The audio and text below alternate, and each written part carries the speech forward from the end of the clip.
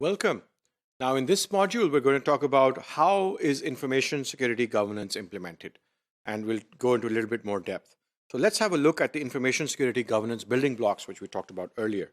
So at the very initial level, when you're starting off the information security governance program, there are the initial governance building blocks: policy, assigning responsibility, authority, delegating that and communicating it, and then resource allocation, priority setting, tone at the top, and then periodic reviews. So for policy, this is developed by the CISO and signed off by the board or executive management. And in the policy, where we set the scope, objectives, framework, and requirements. And by the way, in this table, if you look at the responsible column, it's all board and executive. So initially, all the steps being taken are by the board and executive. The second step is responsibility and authority. And the detail is that here we assign roles, responsibilities, and authority for the InfoSec program.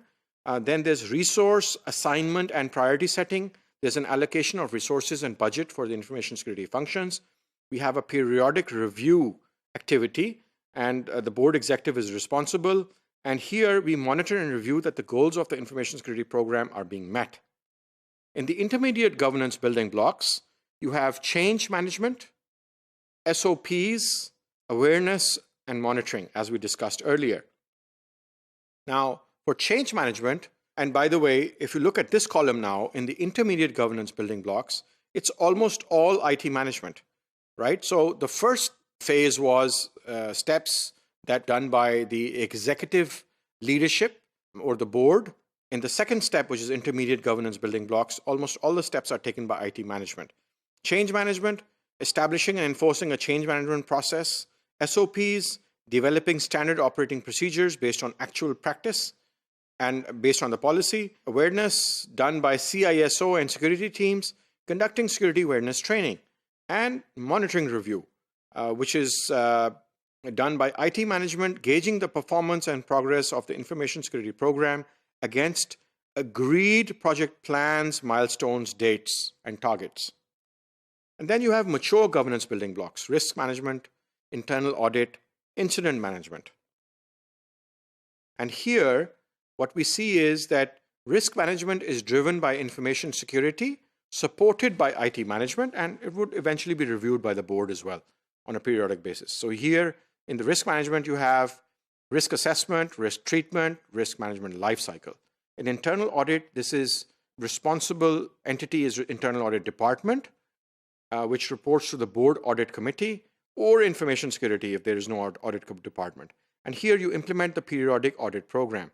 Then there's incident management, which is performed or implemented or facilitated by IT management and information security. And you do an incident management lifecycle implementation. And finally, business as usual, continual improvement, assessments, both internal and third party, and corrective actions. So continual improvement, it's a board executive responsibility. You have continual steps for the effectiveness of information security program. You have corrective actions done by IT management and information security, driven by IT management and information security. Corrective actions for non-conformities and gaps. And then third-party assessments, which may be driven by board and information security on a periodic basis.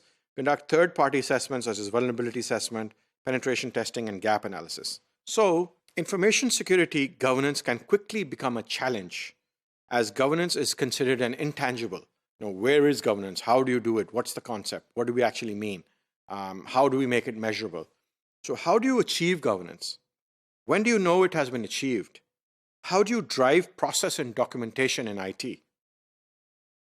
The key is to align information security governance as closely as possible with ISO 27001, 2013, ISMS, and to go for crisp, clear actions in governance of security, which are always measurable.